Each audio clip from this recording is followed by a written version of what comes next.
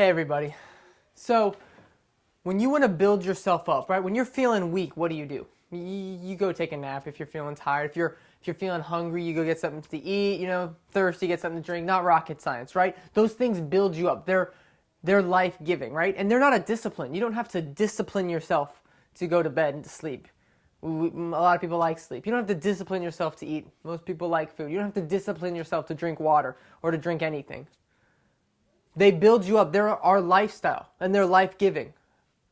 Too often I see people make things that are supposed to be life-giving disciplines. Think about dieting. You've heard the term that dieting doesn't work, but if you change the way your lifestyle of eating, it helps. When you diet, it's draining.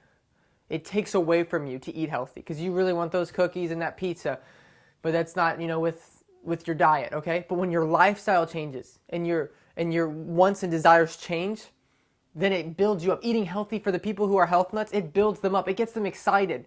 It gives them energy.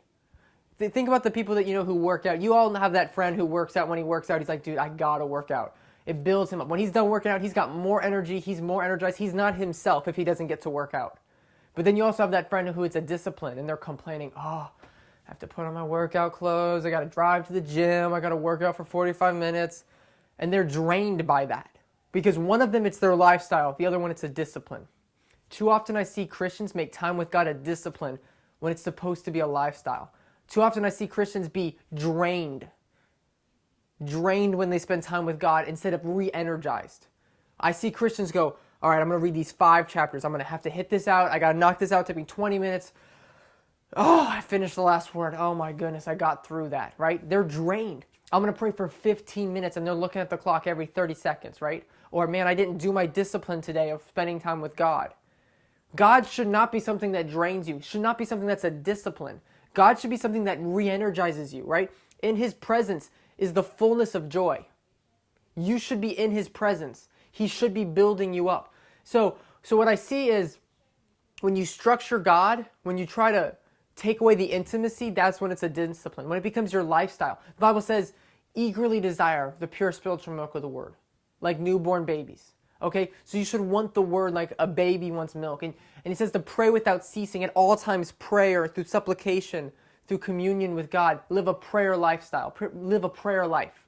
These things should be your lifestyle, but how do you do that? I think we need to stop structuring God.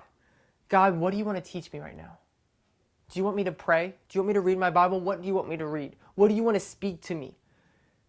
Hope will be restored. When you pray, you live a prayer lifestyle, you say, God, this is really stressful, but I give it to you. My job is stressing me out, but I give it to you. My family I'm being fearful about my family, but I give it to you.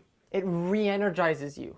It builds you up when it becomes your lifestyle and is no longer a discipline.